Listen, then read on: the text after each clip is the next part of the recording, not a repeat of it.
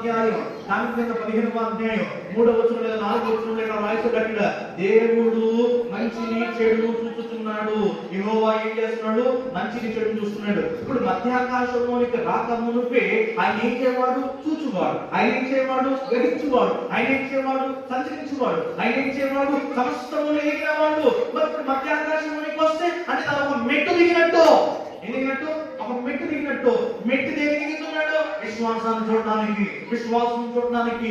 ఏరుకుంటాడైన కనురెప్పపాటున, twinkling of eye, twinkling of eye, కనురెప్పపాటున ఎవరైతే నమ్మకముగా, ఎవరైతే విశ్వాసముతో, ఎవరైతే యథార్థ హృదయముతో, ఎవరైతే పరిశుద్ధ హృదయముతో, మానవత్వముతో, నీతితో, యథార్థతతో యేసు క్రీస్తును అంగీకరించి ఆరాధించుతున్నవాడు ఈ రోజు తప్పడు పడుతుంటే పెచ్చోడు కాదు నువ్వు. ఈ రోజు పాట పాడుతుంటే పెచ్చోడు కాదు నువ్వు. ఈ రోజు బయటకు పట్టి మందిరానికి వస్తుంటే పెచ్చోడు కాదు నువ్వు. దేవుడిని ఎదుర్కోవడానికి చేస్తున్న పని అది. దేవునికి స్తోత్రం. కాబట్టి బయటోడు అనుకోని పెట్టుకోడు అనుకుంటాడో, మెడకోడు అనుకుంటాడో, మానసిక వ్యాధి ఉన్నది అనుకుంటాడో, ఆ ఇష్టం అనుకొని. కానీ నువ్వు అనుకోవాల్సింది ఏంటో తెలుసు? నేను నా దేవుడిని ఎదుర్కోవడానికి నా విశ్వాసాన్ని పెంచుకుంటున్నా. దేవునికి స్తోత్రం.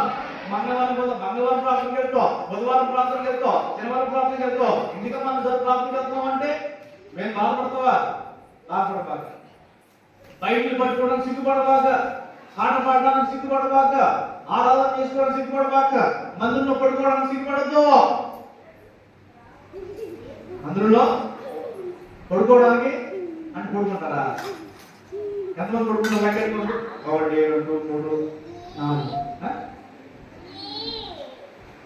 అన్నింటిలో సిగ్గే. పాట పాడేదాంట్లో సిగ్గే, పడుకునేదాంట్లో సిగ్గుండదు. ఏ టైం అయితే ఆపేద్దాం, 9 ఆపేద్దాం, ఇంకో 2 నిమిషాలు ఆపేద్దాం. మేమిద్దరికి నాగంగా మారకూడదు.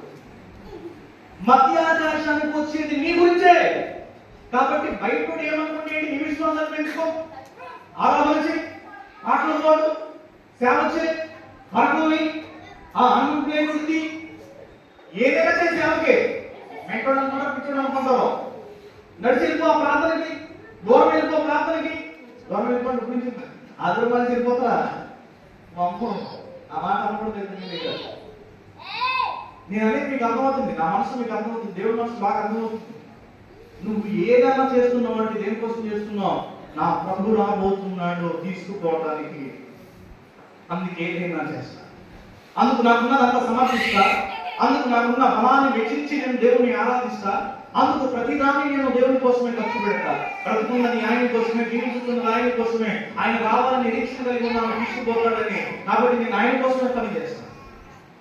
ఆయన నా కోసం వస్తున్నాడు.